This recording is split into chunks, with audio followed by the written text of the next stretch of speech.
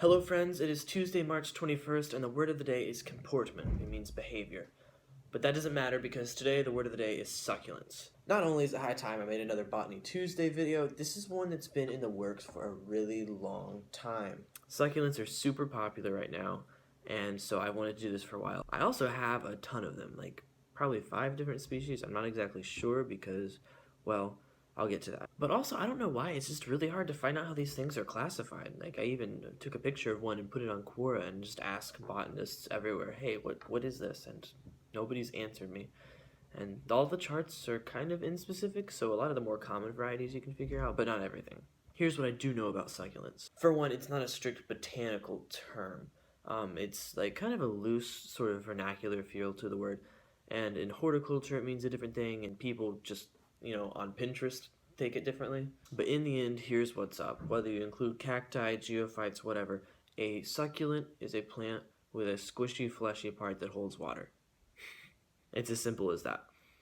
So a lot of these are the leaves. The ones we think about, they have sort of a waxy appearance. The leaves that are squishy, the stems that are squishy, and everything's squishy, and that's what we think of. But there are some different ones, like these that I found in Peru. It's like an actual tree trunk type thing, and there are leaves on that, and the leaves are the squishy part, but the trunk itself is kind of what we think of with other types of plants. I mentioned the word geophyte earlier. Whether you believe a geophyte is a succulent or not, geophytes are plants with any sort of storage organ that keeps water or nutrients or something like that underground. It's like a plant camel. So if we compare that to like the leaves and stems and the squishy fleshy bits of succulents that we think about and know, it's easy to see why some people would classify them together. But the counter argument, potatoes, ginger, these are both considered geophytes, and for that reason, I don't know that we can call all geophytes succulents. One more vocabulary word for you, xerophyte. Like the word geophyte, it ends in phyte. This is actually coming from the Latin root that means plant. Don't remember what it actually is, but if you hear something end in phyte, probably a plant. And the meaning of the word xerophyte is any plant that's adapted to live in dry conditions. So you can see why we would have this in the conversation about geophytes and succulents and whatnot. But regardless of how you classify things, it's easy to see why these plants have become so popular recently, especially indoors, and it's because they're so easy to take care of. I mean, the actual definition of a plant is a plant that's suited to living in harsh plant conditions, which coincidentally make them great for dorm life. One more feature of the succulent that I personally think is super cool and have used to my advantage and will show you more of is how they propagate. With other plants, to make them grow, we plant seeds in the ground, and that's how we get more of them, and then eventually their fruit make more seeds, and depending on exactly what it is or how it works. But succulents, they take off parts of themselves and drop it, and then that grows into an entirely new plant. That's what propagation is. Super cool. I'm a huge fan, and I'm using it to make money, so that's great. I came to this school year with, I think, 3 succulents. One was a cactus, so if you don't count those, whatever. And one of them, the one I had the longest, had gotten really, really overgrown. It had like little spindly branches going out all over the place and leaves and whatever.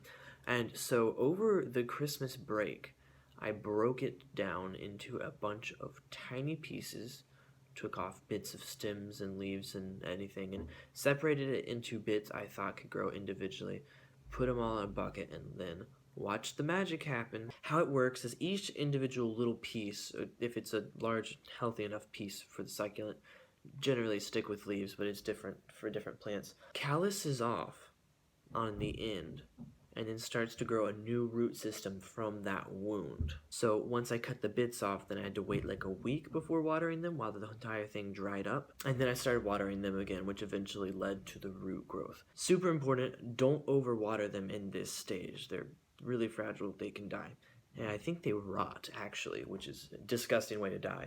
So don't do that to them. The best way I've read to do it is to mist them. I got this $1 sprayer from Target, and just once a day, go out, put a cloud of mist over it. Don't do like Home Depot though, they're sopping wet. So here's how they started out, just a bunch of leaves in the bucket. And look at them now, minus a few and plus a large cactus paddle, which is another long story. As you can see from the brown gross looking leaves, this is the next step in the process. Once the plant has gotten a little larger, has a bit of a stem on it, and starts to grow a root system, which you can't really see in the pictures, the leaves will then start to rot and fall off, but in a good way now. The root systems are interesting because as far as I know, they're mainly for stability. The plants, through their leaves and whatnot, can actually absorb most of their water for the air, which is another reason to mist them.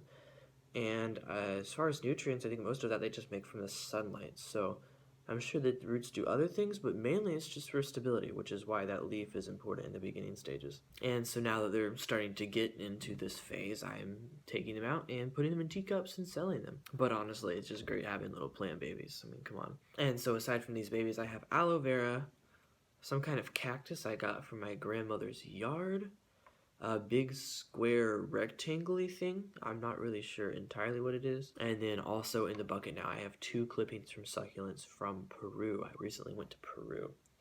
Oh yeah, that's the other thing. A video I'm working on right now is actually a video log of my trip to Peru. It was a ton of fun, and I'm having a lot of fun putting the video together for you guys. So that'll be out soon, probably near the end of this week. Love you guys, you're great. Don't ever change, and thanks for watching.